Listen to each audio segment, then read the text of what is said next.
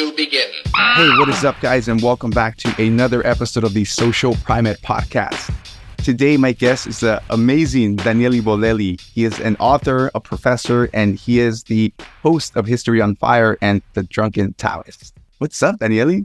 Thank you so much for having me. It's an honor just to have you on screen. Like I was just mentioning to you a few minutes ago, I've been following your journey in terms of like the content that you've been producing over the last decade. It's been fascinating to just kind of have somebody with so much education, so much passion for this to be on the show.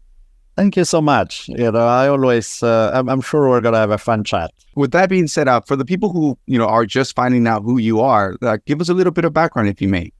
Sure. I've been teaching history in university for a little over 20 years. I've written a few books, mainly non-fiction so far, but I would like to start switching to fiction now. And then I started podcasting back, my intro to podcasting was really weird because I had written a book and through a series of random coincidences, I ended up finding myself as a guest on two of the biggest podcasts in the world. At the time was Adam Carolla and Joe Rogan. And I had no idea what podcasts were. This was back in 2011, so way early in the day. And so I got thrown in the deep end of the pool. And I quickly found out that there was a huge audience that listened to podcasts. And so I was like, oh, wow, it's a real thing. It's a big medium. It's, I got a quick education on the whole thing. And so because of that, because of the kind of audience and attention that those guys would get, inevitably by being on there, and then Rogan had me on a bunch more times, that brought attention to what I was doing. And so that's when I started podcasting. I started first with The Drunken Taoist, and then eventually in 2015, I started History on Fire, and which made sense because I was like, okay, I'm already podcasting. I teach history. One of my favorite podcasts is Dan Carlin's Hardcore History. Yes. Maybe now I can find a use for all those damn history books I read. I can turn them into something, And so I did with History on Fire, and I've been having a blast ever since. Yeah, that's awesome. It's like you mentioned, one of those podcasts that were pioneers in the beginning was Dan Carlin's, and then yours, History on Fire. And again, to me, I've always been fascinated in history as a small kid, middle school, when they started teaching us about world history, just all these type of different civilizations. It always fascinated me, but they always gave you just a small taste of what it was, or just their interpretation of what happened, not like the interpretation of other cultures. So when I started getting into these things and started hearing perspectives and stories of smaller scale stuff that was impactful, I was like, what? This is like some raw, hardcore history. Yeah, I think we are so used to history being told so poorly in school. I saw some stats sometime. I don't know if it's accurate or not, but I remember reading somebody was saying they surveyed a bunch of high school kids, and history was pretty consistently at the bottom of the barrel in terms of favorite subjects. Mm-hmm. Even worse than math, Jesus, how hard you have to try to be worse than math, I know, for real. But then I was like, these are some of the same people who then would enjoy a Hollywood movie about history, or may listen to Dan Carlin, and I was like, it's not even a contradiction. It's because the way they are taught history is often really dry and really boring. They are taught just list of names and dates and very little relevance to why they should care. There's never. Whereas you can take the same material, tell it in a very different way, and suddenly it's like you're watching a movie. It's exciting. And you don't have to sacrifice accuracy. You can be very accurate and really do your homework on research and telling the story as accurately as possible, but you can tell it in an engaging way. And usually the people in history who are great researchers are not the best at communicating with popular audiences. And then, whereas, people like Dan, what I do, and a few other people, I teach history, sure. Technically, I'm quote unquote a historian, but I'm not a hardcore researcher. I'm not that great at it. There are other people who are great at that. What I do is I take their work, which is phenomenal in terms of giving me evidence to work with. It's usually fairly awful in terms of how it's written or how it tells a story and all of that. And so I take all that data and turn it into something that somebody who is not necessarily crazy about history is going to want to hear. And so that's where it's almost like two different jobs. Researchers do one thing, and then communicating it to regular humans is a whole other. Yeah, correct. I'm assuming at that point you have to have a kind of a skill for storytelling. Yeah. And those are different skills. They are not. Sometimes they find them in the same person. Rarely. Usually people tend to be great at research or better at storytelling. Not super common to have both. And now, how do you approach like the topics or the themes of the history that you want to talk about or discuss on the podcast? So I look for topics that have a larger than life vibe, topics that make me go, whoa, did that really happen? Or wow, that's a crazy story about this person. Or so whether they are characters or events in history that have this epic vibe to it. And then I make sure that there are enough references, that there are enough sources, because sometimes I run into a great story and I'm like, oh my god, this is amazing. Then I look at the sources and there's enough material for 5 minutes because there's so many. So you're like, okay, I can tell this one, that's a great story, but we just don't know enough. So then I just research like crazy. I start looking at all the books that have been published on the topic. I try to figure out which ones are the most important ones, read a whole bunch, take heavy notes. By that point, I have a ton of notes on a topic, but I have to figure out now how to tell it so that it doesn't sound like I'm overwhelming listeners with just a bunch of facts. And that's when I start developing the storyline. I spice it up a little so that people want to listen. And by spice it up, I don't mean like I add anything to, I just make it the way to tell it. I try to make it engaging. Every so many minutes, I'll throw in something funny, or I'll throw in a pop culture reference, something that makes you wake up and go like, whoa, that's kind of a weird way of thinking about it. Yeah. And, when I do that, I just turn myself 3 more minutes of attention on something else that I want to cover. Yeah, that's awesome because I've seen from the ones that kind of stand up on me or stand out for me, like in terms of the episodes you've done, is like I think it was Crazy Horse. Mm-hmm. There was one, what was his name?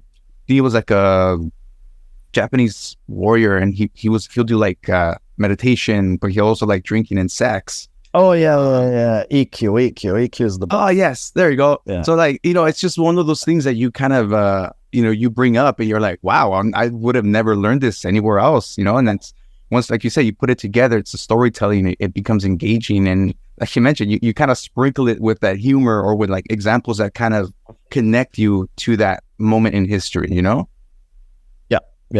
And because to me, that's what it's about, right? It's like, if you make it come to life, if people feel like they are looking at history through somebody's eyes, now it becomes exciting. Yes. If it's just, again, a random data that somebody tells you, you should know it because it's good for your education, and people are like, I don't see the point here, and there really is no reason why telling history shouldn't be as exciting as watching your favorite TV show. Exactly. I definitely agree on that because, at least with podcasts, you don't really have a visual way to kind of see it. It's a visual input. It's more just auditory, like you're listening to it. And I don't know, to me, at least when I'm listening and focused on it, my mind starts making those own visuals in itself, right? To try to represent the ideas that you're talking about. Funny that you mentioned that because I just started a YouTube channel and, it's very basic initially because I started making, like the first video I made, I told this one story about Alexander the Great drinking misadventures because he was notorious for like drunken parties and crazy things that would happen at the parties. So I went through and I told the story quickly. It's only like a 15-minute thing. And we just look for copyright-free images, put them on to give a visual while I'm chatting. So to reach to a different audience that maybe would not put on a podcast for listening to me in my heavy accent speak for 2 hours. But if it's a video with some images thrown in there and it's quicker, now they're into it. So I'm trying to kind of repackage it in various ways, to appeal to... Because not everybody likes the same stuff in terms of style. Podcasts, some people like them, some people don't. Some people like having some visuals. Some people like, I like the idea of taking the same content and then reshaping it depending on what the medium is. Ah, okay. Now that's actually works better, especially with nowadays. That's the, people want to consume smaller things. Yep. And hopefully, it's interesting enough for them to be like, hey, let me go check out the full length format, That's the idea. Exactly. It's like, ideally there's crossover. Yeah. Now, to go back a little bit into your past work, if I'm correct, one of the first books that you published was the 50 Things You're Not Supposed to Know Religion. Sure. Yep. Now, where did that kind of come from? That one is a weird one because I wrote 4 books. I wrote one called On the Warrior's Path, that's about philosophy and martial arts.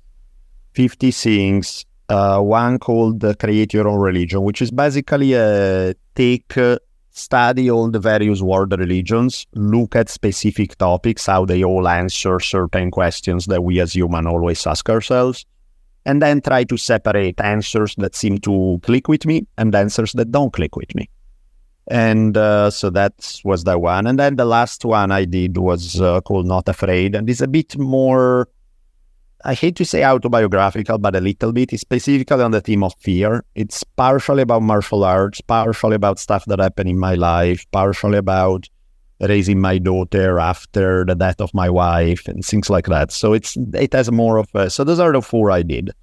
However, 3 of those are ones that I wanted to do, I planned, I started.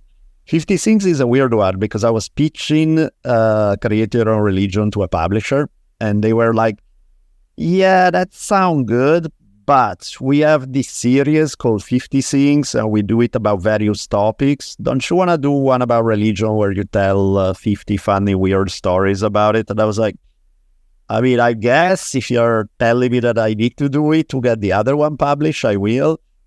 And then it turned out to be way more fun than I thought it was going to be. I had a blast writing these short stories. It's not my book the same way as the others are my books, because the other ones were things that started with me, I wanted to do, I had a vision for. That one was more fun and games that somebody else asked me to do. And so I was like, okay, sure, I can tell you 50 crazy stories that have to do with religion, Yeah, no, it was. I've only partially read like half of it, and it was funny. Like you said, like they're shorts. They're basically like short stories, but it gives you this idea. Like it gives you the gist of a moment in time, right? And it's like, well, this is crazy, like something that you wouldn't think, and it really makes you question just the ideologies that have just been passed on through the fucking civilizations, Yeah, and sometimes I reuse things like that. Like, for example, there's one that I did that was a really short story in 50 Things that I tell the tale of the Assyrians laying siege to Jerusalem some 2,700 years ago.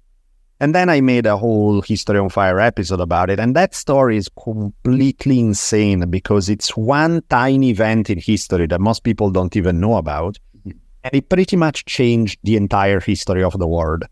Because what happened is that as the Assyrian been successful at taking Jerusalem, the way by every metric they should have been, because they had taken every other city in Israel at the time, they very likely there would be no Judaism, no Christianity, and no Islam today. What? So can you imagine in like one event that today we don't even know about, where everything turns? Because what would have happened is that, the Assyrian had already taken there were 2 Jewish states at the time. They had already destroyed one, spread the population throughout the empire. And those guys pretty much lost their specific Jewish identity. That's why they become known as the Lost Tribes, right? If they did that to Jerusalem, then the entirety of Judaism would pretty much disappear in its infancy, because it's very early on in terms of and instead, through a series of coincidences, they don't. And so what ends up happening is that by the time Jewish people are conquered by other people, their attitude about religion has changed. So they will hold on to their traditions, even in exile, even being taken away from their homeland, and so on and so forth. Whereas if it happened with the Assyrians, they wouldn't have. And of course, if they don't, then there's no Christianity. And if there's no Judaism and Christianity, then there's no Islam. So I was like, yeah, that was one of those where you go like, wow, this is nuts, Oh my God. And that's the crazy part, because we can only talk really about what's going on now, but it's really hard to know what moments happening right now are going to be as impactful as what you just mentioned. we're just kind of living in it. So it's not until we do that retrospective look 200 years from now. Right. That was a turning point, and nobody at the time knew that was that meaningful in the great scheme of things. Yeah, it's weird. Oh my God. That's what, whenever, I mean, it's a cliche saying, but, like history repeats itself. But like, if you don't understand history, you're bound to repeat it.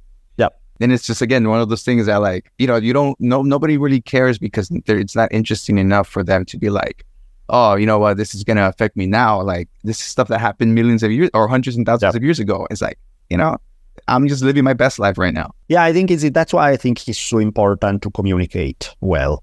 Because people like stories. If you tell a great story, people will pay attention. In all culture, in all times, people enjoy being entertained by stories. It's probably one of the oldest forms of entertainment we ever had, of the hunters and gatherers sitting around the fire trading stories, So to this day, if you tell a good story, some people are going to pay attention.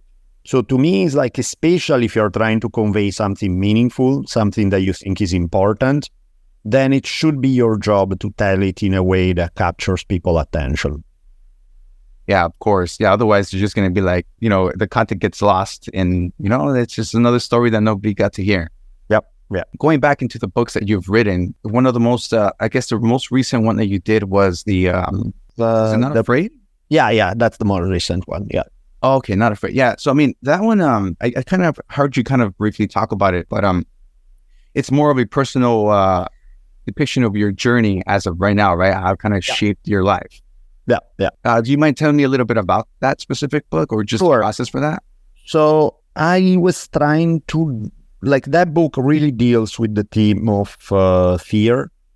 And specifically how it articulated. Initially, it seems to be like some weird martial art journey. You're like, okay, well, cool if you care about martial arts, and maybe it's written in a way that's funny or something, but like, okay, where are you going with it? Then there's a second section that's all about sort of my relationship with my wife, meeting her, and then eventually her death. She died in 2011 of a brain tumor. Right around the time, like, her daughter was about a year and a half at the time. So, as you may imagine, that upended my life in a bunch of ways, and that theme of, in particular, fear of death, fear of, feeling disempowered in the face of death of loved ones, looking at your own mortality, all of that definitely affected me in a big way. And then, like, the last part is sort of an integration with this. It's like some of the stuff that, people can learn these things through a bunch of different ways. But for me, that I learned through martial arts, that was very helpful to me in dealing with the heaviness of everything that happened. And then how that played out, this mix of two things, how it played out in my life shortly after that, when it was just me and my daughter, and trying to... because the reality is, at that time, everything that could go wrong was going wrong for me. So I was in a situation where I'm crumbling for various reasons, but at the same time, I have a kid who needs me not only to take care of her, but also needs me to make her happy. At a time when happy is not exactly my primary vibe in that moment, right? I'm like dealing with grief, I'm dealing with all sort of drama, I'm stressed, I'm this and that. And so in some ways, like, it's that bit of a journey through hell of trying to figure out a way to act and enjoy and be a decent father and do all that when all hell breaks loose. Yeah. And so that's kind of the path of that book. Yeah, that it feels like you definitely touched on a lot of heavy topics, and it's some of those topics that sometimes people don't want to listen to because they're afraid of having that self-reflection. Yeah, I think so. Part of the things, though, is that everybody deals with stuff like that sooner or later. Mm-hmm. And even if you are not dealing with it right now or it hasn't happened yet, not only it's a guarantee in life, but also everybody, it's in the back of their mind, right? Somebody, maybe it's not as close, but something. We all deal with conflict. We all deal with loss. We all are afraid of terrible things happening. We all deal with the fact that terrible things happen regardless of what we want or don't want.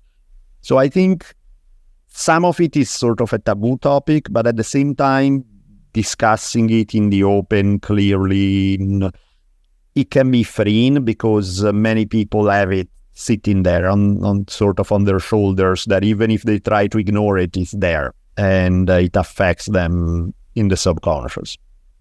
I haven't been through any of those situations yet, but again, it's one of those things that it's inevitable, sooner or later it will happen.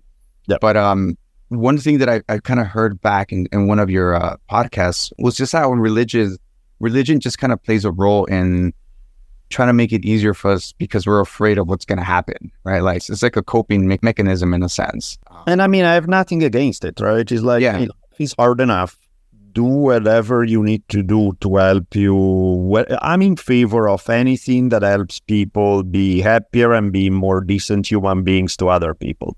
So if whatever religious belief help you in that regard, go for it, I don't like it when it becomes a way to judge other people and instead to become nastier and, oh, you're not one of us. That kind of stuff is where I draw a line and I have a problem with.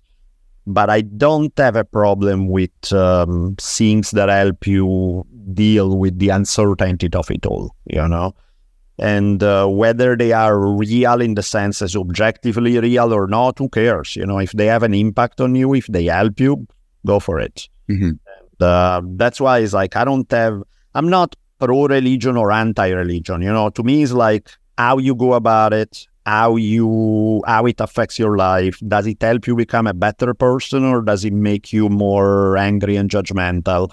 There's tremendous variety out there. So I'm like, some approaches to religion I have no problem with. Others I definitely do. So it depends. Gotcha. And now, in your journey, in your experience, do you feel like knowing all this stuff, based on past religions and all this stuff, like in your personal perspective, do you think like that has changed since all this stuff happened in your life? The perception of that? I mean, I think maybe I become a little more mellow about it. Like, I think possibly I was more critical of organized religion before. And don't get me wrong, there's still plenty in certain organized religion in their history that I find beyond atrocious. But at the same time, I also tend to, I think the balance has shifted a little. Whereas before I was seeing mostly all the horrible things and acknowledging that there was some good. Now I'm like, it's a mixed bag. It depends. It really depends. Because to me, like, if somebody tell me they are Christian or Muslim or Buddhist or whatever, doesn't really tell me much, because there's so much variety within those things. Yeah. There are wonderful people that belong to certain religions and horrible people who belong to certain religions. So to me, it's like, what you do with those ideas is more interesting than which label you attach to yourself, Yeah. There's a big difference. Yeah, I know there definitely is. And I feel like now, at least nowadays, it feels like sometimes, there's like this fight between like, there's this word or this phrase that I see a lot nowadays, and it's like, oh, God is dead. And it's like, that's crazy, if you step back, you see like throughout civilization or history, it was from like just the Almighty, and now it's like, no, like that's like the second thought now. Like, we don't really care. We don't really think about God first or religion first. Or it's more about like, hey, let's just do ourself now, and it's like this weird shift of what used to happen. Like, millions of people died under the name of God for pushing that word, and now it's like, it's really rare when you see that. Yeah, I think it's tricky because getting rid of the dogma of it all, getting rid of the hardcore aggressive approach to religion, that's a good thing. That clearly, when you look at the terrible things that have been done in the name of religion, not having that is a good thing. But at the same time, it doesn't mean that you have to throw out the baby with the bathwater. Within a bunch of spiritual traditions, there are very valuable things that have helped people since the dawn of time and help them create meaning in life. So I'm like, just because you throw away the dogma doesn't mean that you have to throw away everything. There are ways to still have a spirituality that are not dogmatic, that are not aggressive, that will not lead to bloodshed. And, so I think we're in this transition phase where the traditional dogmas have been crumbling, but they haven't really necessarily been replaced by something that many people find that gives them meaning. And so there's that weird, like some people want to run backward. It's like, oh, we need to go back to when we had meaning. It's like, well, that crumbled for a reason. It's because he was nasty and aggressive and bloody and all of that. You don't want to go back to that. You want to figure out a better way. You know, you got rid of something that was problematic. Now you're lost. That's fine. Go to the next step, not going backward. And the next step, of course, is tricky because it's like, what exactly does it mean to have a spirituality, to have an approach with something beyond the purely material that is not dogmatic? That is an interesting question, you know, and different people will answer that in different formats. You know, we do need rituals. People, human beings since the dawn of time have loved rituals that bring a community together.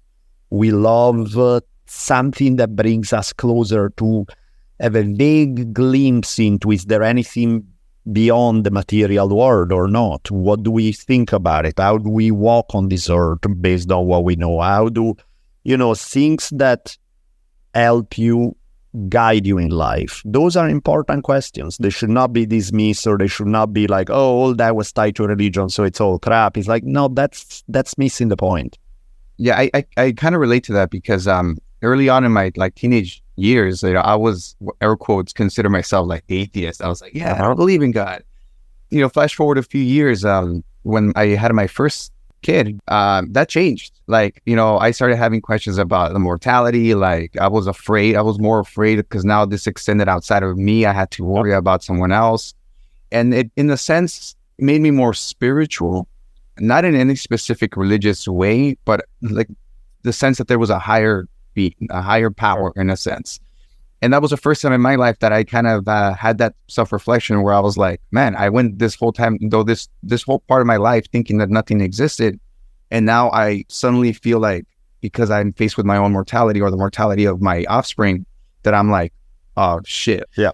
Like now I want to believe in something in case something happens. Like there's this sense of peace for myself. I mean, honestly, I think I've seen, like, I do believe that what we know about the universe is about 0.1% of what there is to know, like in terms of, I think there's a much bigger game played around us than we are aware of or we understand.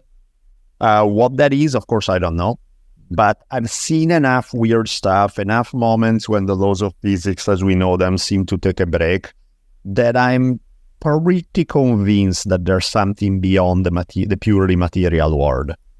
Now, what that means, I have no idea. You know, clearly, you know, the tiny little glimpses of moment that made me go, whoa, that should not have happened that way. That was weird.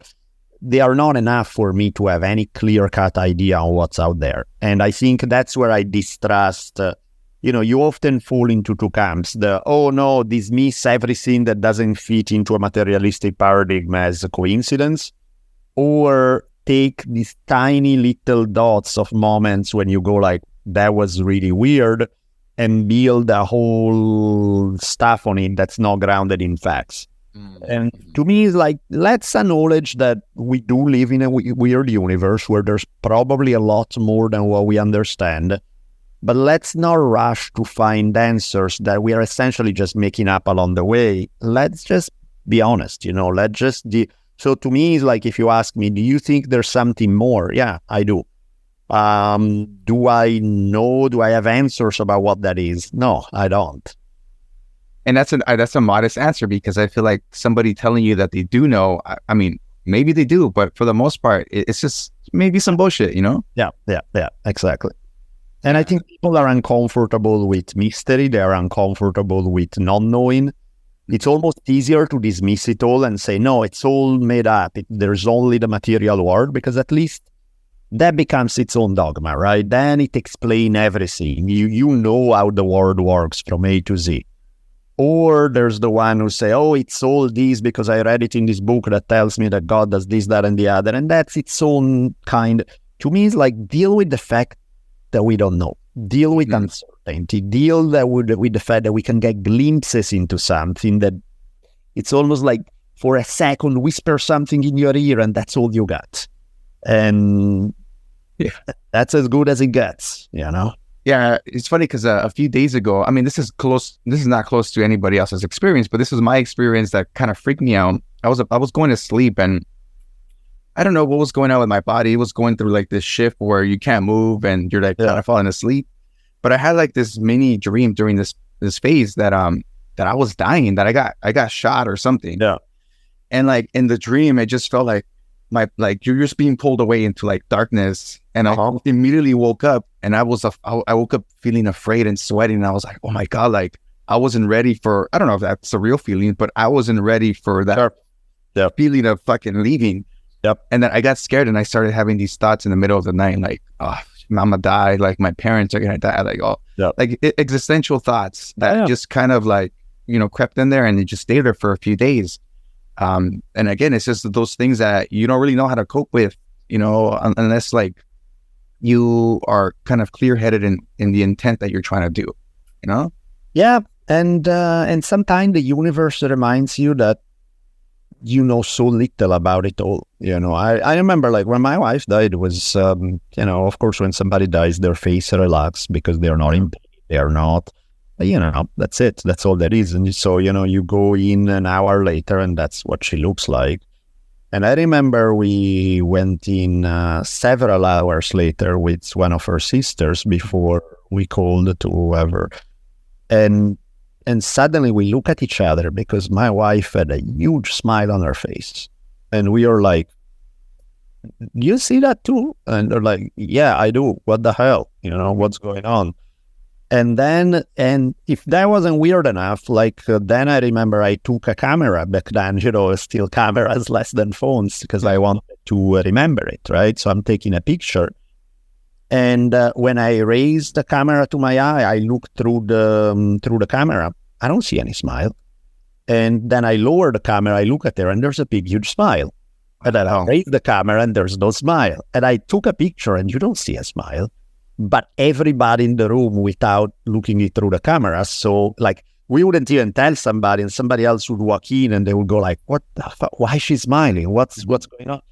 And so we are like, yeah, I don't know how to explain that one. That's a weird one, and again, does that mean that I know anything about what's happening? No, I don't. But it does make me go, okay, that was really weird. I'm not sure what to make of that. And, things like that, I had so many of them over time that it would be almost really close-minded and dogmatic to dismiss every single one of them as a coincidence. Yeah. Because the reality is that, it's not any less weird than the one who tries to tell you, oh, this means that it's God who did this and that. It's like, how do you know? Same thing is like, really, you're going to dismiss every one of these things that happen as some random chance. A random chance sure plays in a weird way, apparently, So to me, it's like, I'm fascinated by those moments that remind you of how little we are in a much bigger world, and that we don't know it all. Where we don't know what's happening. And I remember even once, like there are so many, but I'll just tell you one for fun. It's like when my daughter was about 4 years old, I remember she was getting mad because she was beginning to forget her mom. Like she didn't have, she couldn't remember her face, all of that, right? Whatever memory she had from because she was so little, right? And one night, like, I hear her crying, she calls, so I go to her room, I see what's up, and she's like, oh, I felt a hand touching me. And I was like, well, okay, you were sleeping, whatever, it's fine, I'll sit here with you 5 minutes, you fall back to sleep. And she looked at me like I was dumb, and she's like, no, you don't get it, I still feel a hand touching me right now. Mm-hmm. And now I'm like, oh, now you're awake, that's a little weirder, I don't know what to make of that. And so I take her to sleep in my room, and then that way she'll be more relaxed, and it all is fine. Next morning, like, I talk with my mom, and my mom is telling me, I had a really weird dream last night. She mentioned my wife's name, and she says she came in my dream, and I was telling her, hey, you need to go see your daughter because she's so sad that she can't remember you anymore. And she was like, no, I don't want to do that. I don't want to scare her or anything. And I was telling her, no, you really should. And my mom, who doesn't know anything about this thing that just happened, is like, wasn't that a weird dream? And I'm like, yeah, that's so weird. And you're like, whoa, what? Wow. Wow. No, that is, I've heard stories like that before too, where, obviously there's a connection, but there's still an energy that kind of, what am I saying? Surrounds the people that are involved with that. And, and it's trippy because again, it's like one of those things like you hear somebody saying, you're like, nah, that sounds too far-fetched. Right. But what is happening to you? You're like, holy fuck, this is like you said, this is a little taste. Is this really happening to me? Right.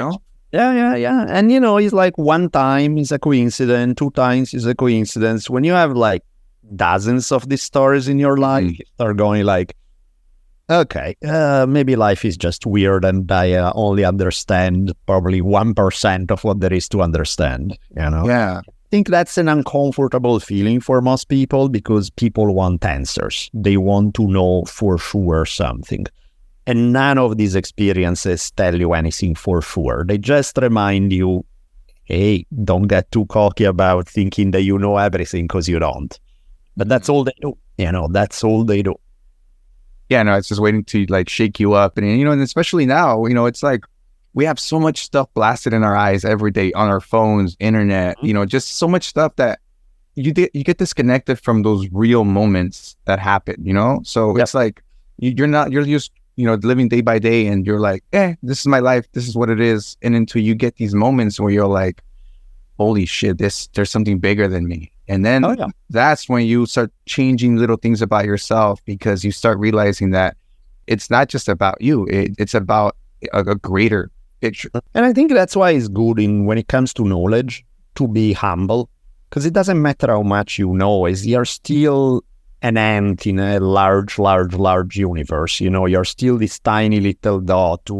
Whatever you know is, maybe you're brilliant based on the cards you're given, but there are so many more cards out there kind of feeling. And so to me, it's like, it's important to always try to learn, but also stay humble.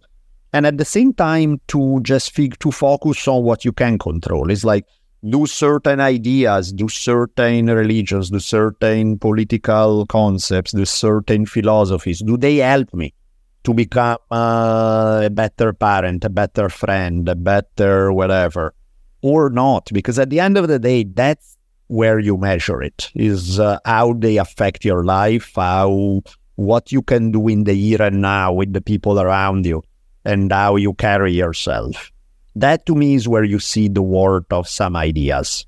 Otherwise, we can argue theory all day long, but it doesn't mean anything unless it's channeled into something that affects human behavior, human interactions. It affects the way you feel about yourself, about the world, about other people, how you treat other people.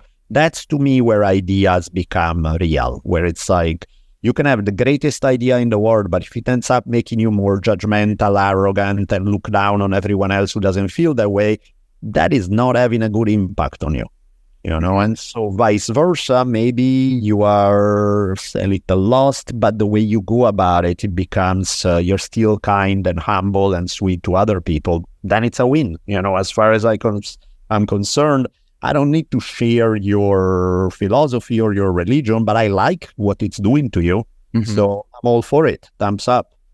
Yeah, I love how you brought that up. Is because it makes it about the essence of the person itself rather than the ideology, right? You said you can kind of, see these different types of options that you have in terms of religious, and it's up to you whether you want to chase it or not, or if you want to kind of nitpick at what you think is like the best parts of that and apply it to your life to make yourself a better person. Yep. Because at the end of the day, that's all you can do as a human being, is just trying to be as good as a person as you can possibly be. Try to be. That's why, as trite as that may sound, I really, one of the primary ways that I evaluate somebody's wisdom is how kind they are.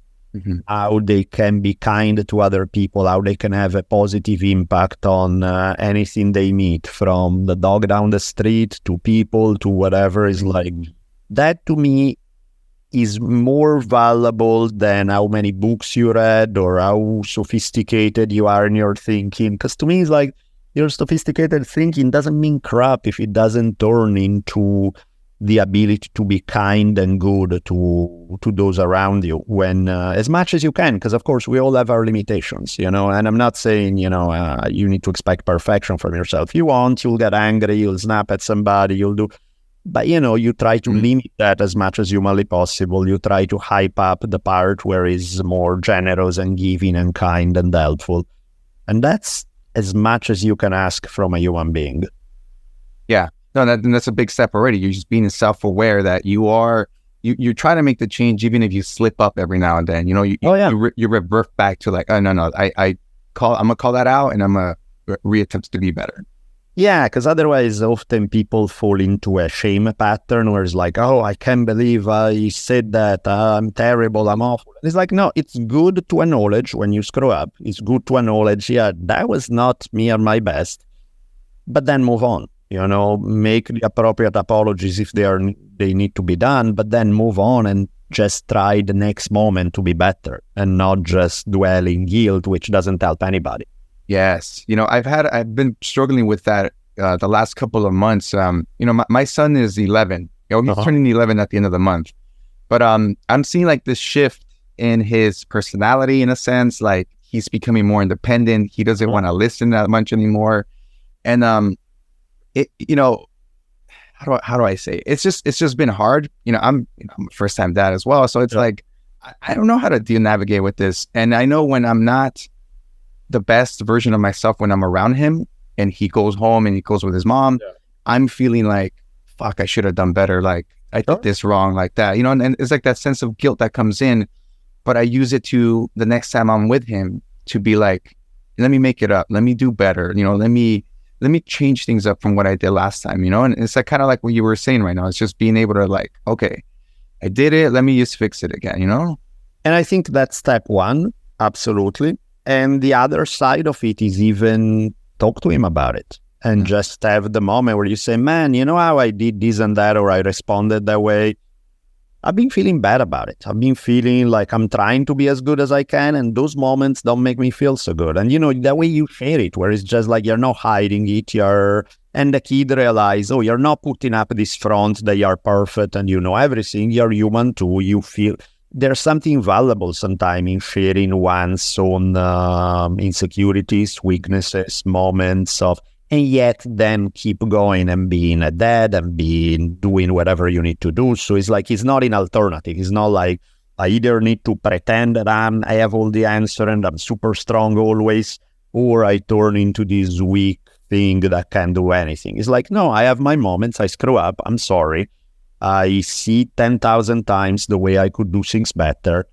And at the same time, I'm also here. I can help you with this, that, and the other. I am strong in some ways, like they are not antithetical. They can go hand in hand. And in some way, whatever answer you give to a kid, it becomes more believable if you acknowledge the fact when you screw up. If you know, because then you're not just trying to, it's kind of like, oh, you always have all the answer. You never do wrong.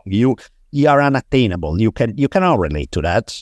This image, especially when then this image of perfection is not real, because none of us are. And the kid sees through that. And then you're like, you're just bullshit to me.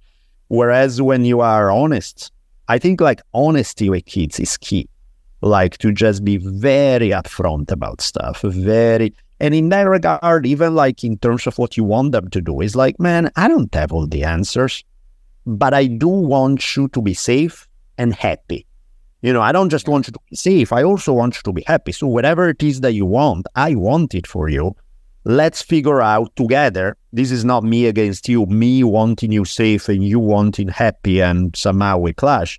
We both want you to be happy and safe. So let's figure out how we can make you happy while keeping you as safe as humanly possible. Let's work on it together. Let's have, I'm not telling you what to do. Let's work on a strategy together. Becomes harder to rebel for an adolescent if you are not just being like, you're going to do this because I tell you that. Of course, they are going to, the second you turn your back, they're going to do something else, right? Of course. If there's none of that, if it's like, hey man, we're working on it together. Like I'm here as your helper. I'm here I have more experience. I can tell you why a few things are terrible ideas and why. But ultimately, we're figuring it out together what works for you. And I think like suddenly there isn't that natural kid reaction of I want to establish my identity. It's like, well, you're already letting me free. There's nothing to bounce against, you know? Exactly. So it's like you're just giving the advice and be a friend who has more experience. And I don't mean just, you know, as a parent, you're a parent, not just a friend, but you're somebody that I trust who's giving me advice based on their experience. Exactly. You're not a dictator telling me how I need to live my life. Those are two very different things. Yeah, that's funny because that's exactly what I've been struggling with, like the whole thing. No, you got to do this. You got to do it this way. And he's like, no. And I'm like, okay, I see what I'm doing wrong. Like, I'm trying to dictate what it should be rather than, like, you know, at least, like you said, being able to be a guide as a mentor, just being able to be that person next to him to be like, hey, you know, maybe you should try things a little differently, you know? Yeah. But, you know, damn it, like, what do you think? How would it work? Tell me, convince me of this idea of how this is going to work well for you. And maybe it does. And maybe you're mostly right, but what about if we tweak it a tiny bit this way? What about, you know, then it's such an easier conversation to have because it's not aggressive. It's not just me telling you what to do. And the reality is that life is so much more a balancing act than a black and white thing. I mean, like, I see with my daughter sometimes she studied too hard and she's pushing herself too much. And then she's not doing it enough. And so it's not about study. It's about let's find a good balance between you getting stuff done, but also you having free time and enjoying it. Because too much is bad and too little is bad. Let's figure out that sweet spot together, you know? Yeah. And that makes a difference, I think. Yeah, no, for sure it's that balance. I mean, us as adults is something that we should have to... Exactly. So why would we pretend that we have the answer for a kid when the reality is that we are constantly adjusting that balance, you know? Yeah. Yeah, I remember when the first time I ever came to the conclusion that even as adults, half of the time we are still trying to figure out how to navigate through the world, you know? Yeah. And then when I was like, you know, at that age, and I realized the adults are also the same way, like much older people. I was like, damn, we're all figuring it out. You know, nobody has to figure it out.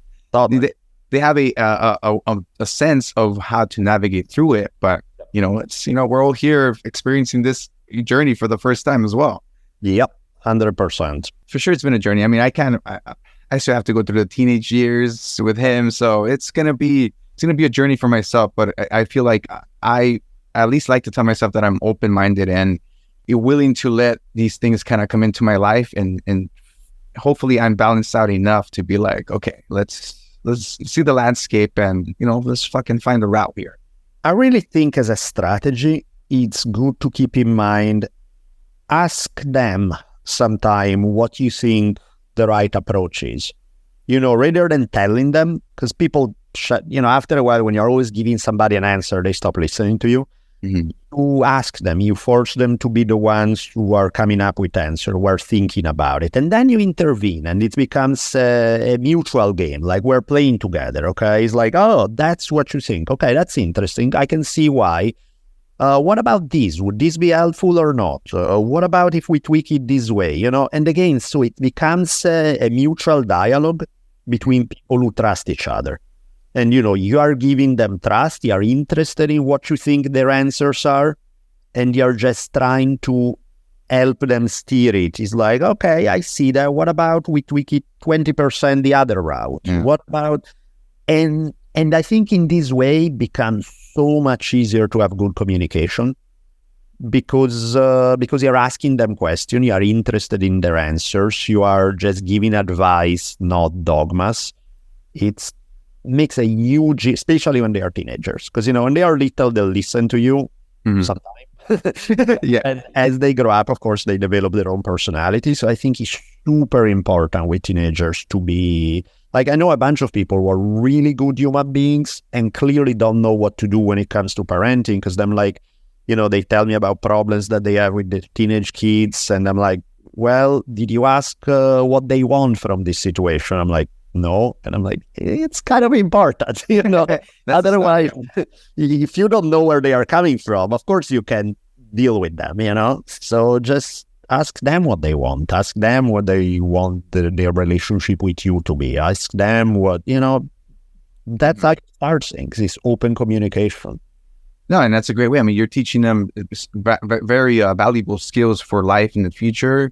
It's, I wish my relationships with my parents as a younger kid would have been a lot better, but I feel like a lot of my breakthroughs didn't happen till I was in my late 20s, early 30s, whereas where I finally started like making sense of the world around me, and that's what I'm trying to help him establish at a younger age, or at least give him the capability of being able to think that way critically.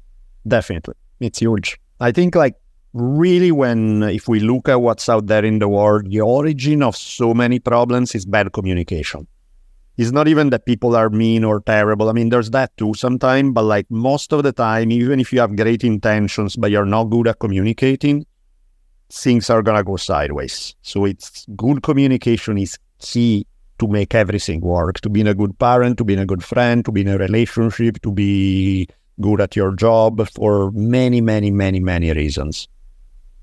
Man, it's been an inspiring talk, Daniele. Thank you so much for taking the time and really making me, sometimes you just got to talk to other people as well. Like we were talking about this whole social stuff, just hearing people's stories. Like we just got to be able to hear other people's perspectives and opinions in order to make a better, what am I trying to say here? A better view of the world, right? We get a better sense of the view of what people are thinking. And, one of those things that, we have podcasting, we have news, we have all this stuff, but there's still a lack of communication between people sometimes. Like the narratives only happen between, individuals like you and I right now or other scales, but we need to tap back into that moment where we can all be like, hey, this is a giant discussion between the world. Like, let's figure out how we can all navigate together, Yep. That's huge. It's hard enough to do it at an individual level. Yeah, let alone when the numbers become too big for a face-to-face conversation. That's where all good communication goes to hell, because it's, so much of communication is face-to-face. That's what makes how you can tweak the message when you read some signals in somebody's face or exactly that they give you. You can tweak it in a way where you understand each other. If you are just yelling into a megaphone somewhere to a crowd, very different story. Exactly. No, thank you so much for the conversation again. For people to find your books, your podcasts, your content, I know you have a Patreon and a Substack. Where can people get more information about you? In a moment of rare intelligence, which they don't come too often for me, but I recently created a Linktree. So, it's like that site is, Linktree is linktr.ee. And mine is, Linktree / my name, Daniele Bolelli. And that's where I put all the links to everything. The podcast, Patreon, Substack, YouTube channel, social media, all that stuff. So I try to put everything in one spot so it's easier for people who want to follow something that I do. They can go to this one site and they find everything there. Everything. Okay, perfect. No, that's definitely the easier way to get people to, go wherever you want them to. So everybody listening, please check that out. Help support. Do what you got to do. Daniele Bolelli, everybody. Thank you so much again.